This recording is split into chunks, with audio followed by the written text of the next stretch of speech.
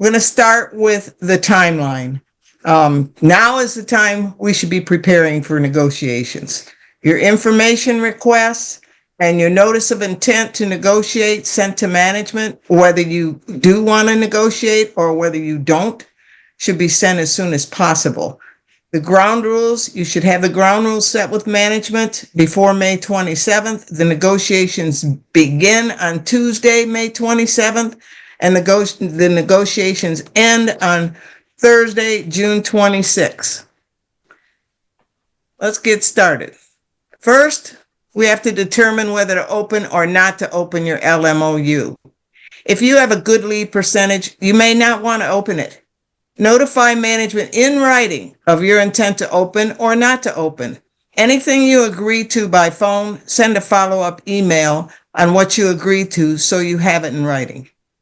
The ground rules. Schedule your dates, times, locations, and who will be in the sessions. These details are mutually established. Some of the management people think they have a right to schedule like they do a grievance meeting. They do not. It is mutual. Scheduling in meetings. If your team includes stewards or officers, management will not allow them to be on the clock. If they do, more power to you. This gives you the option to schedule meetings before or after work hours, like 4 a.m. to 8 a.m. or 5 p.m. to 9 p.m. The branch can also decide to pay lost time. As chief negotiator for our 17 AOs, time is of the essence, so I prefer a day-long session and tell them to bring their lunches. When scheduled, make sure to be well rested and be organized. Forming a team. The branch has options.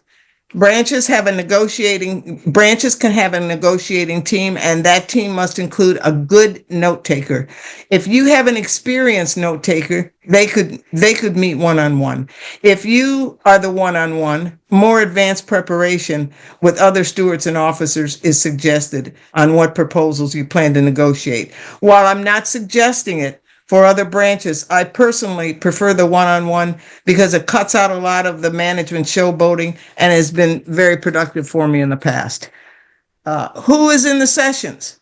Make sure you know who from management is in the meetings. You know your management, and you'll get an idea on what to expect just by knowing who will be on their team.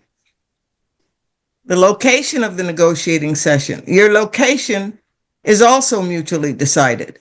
You can meet at the post office, at the union hall, or any neutral location. I suggest a neutral location to prevent management from getting distracted with other business. As chief negotiator for our AOs, we have agreed to meet in a nearby postal facility that has a large office with 2 desks, 2 phones, and 2 monitors. If you choose a postal facility, I would not choose a facility that houses MPUs or labor relations, for obvious reasons. When meeting, only chief negotiators can speak. Other team members can only speak when recognized, so have a signal made up in advance. This is necessary because if our team members can speak out of turn without being recognized, management will do the same.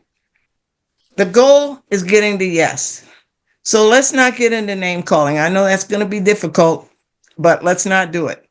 This will be difficult and frustrating because we already know that management will not have the authority to agree on anything without higher level approval. This may result in more impasses than intended. At this point, I will be asking to meet with the person who does have the authority for what it's worth.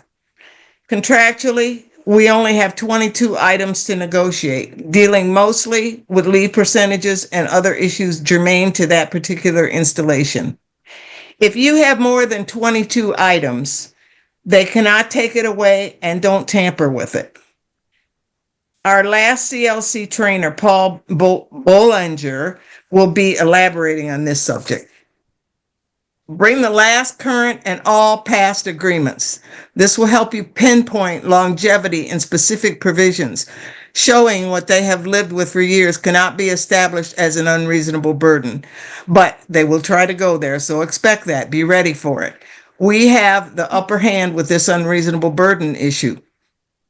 Management, not the union, would have to prove an unreasonable burden to change or delete any existing provisions. It has been established that if the provision they want rid of was negotiated prior to the immediately preceding 2019 to 23 local agreement, then they cannot prove an unreasonable burden because they have lived with it for years. If it was negotiated in the 2019 and 2023 agreement, then proof of an unreasonable burden, what is the operational and financial impact? Make them prove it. Do other locals have the same provisions with no issues? Bring two hard copy sets of proposals, one proposal per page. Hand management of proposal, one at a time, immediately before you talk about it, not in advance. Don't give management all the proposals in advance. It'll just give them the opportunity to send it to their people before you even discuss it. The other set of proposals are for the union. Both parties can submit proposals, but management can get themselves in trouble here. Let me give you an example. A few local agreements ago, one of our postmasters decided she wanted to delete a bunch of stuff and add a bunch of stuff. I tried to warn her beforehand.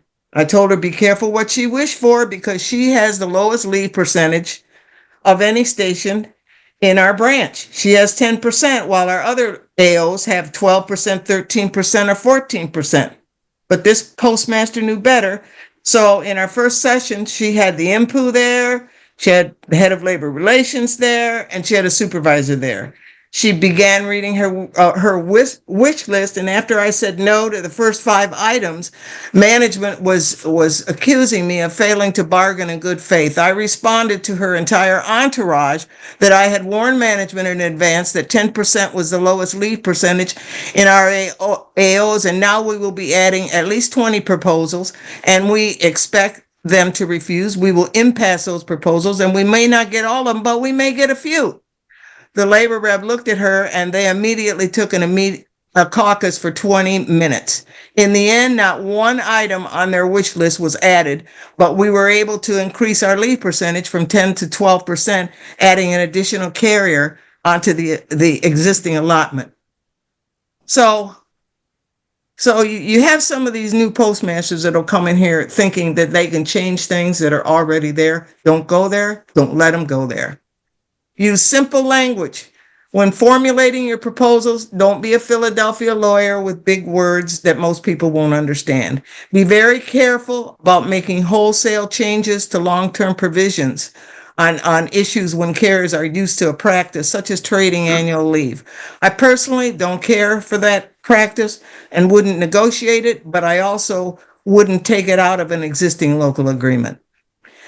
If a proposal is agreed upon, both copies are jointly initialed and management gets an initial copy and we keep an initial copy.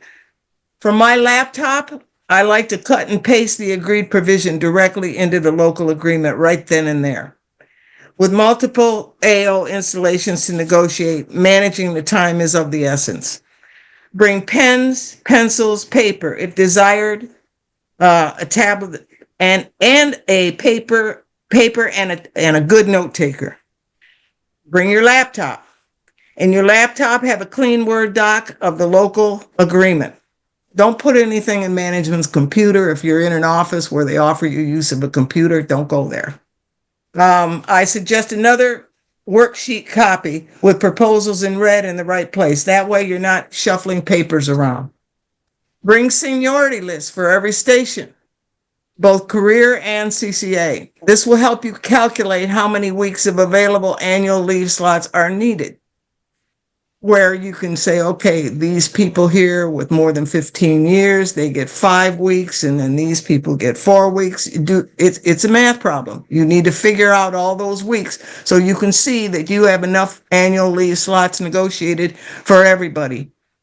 Bring the current JCAM and past JCAM. The JCAM displays the leave accrual charts for career and non-career, and it's a good resource tool. Bring a calculator, because figuring percentages and total weeks of accrued annual leave of all employees will bolster our need for more slots on the vacation board.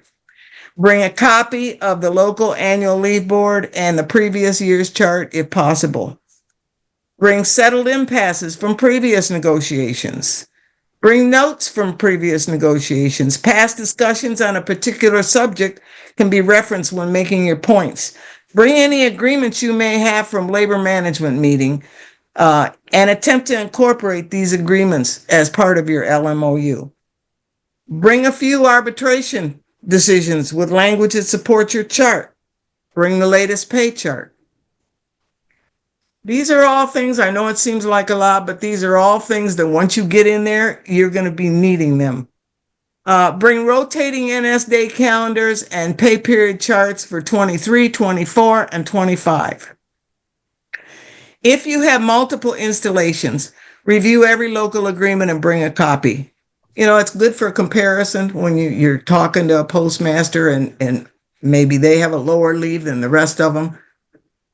That's where you can use your comparison. If you have, like I said, if you have multiple installations, review every local agreement and bring a copy. We have a notebook with all our local agreements. Certain comparisons can be helpful with your negotiating. Make a chart referencing each installation's annual leave percentage to reference. Now you're ready, except maybe you might want to bring a lunch. Back to Charlie.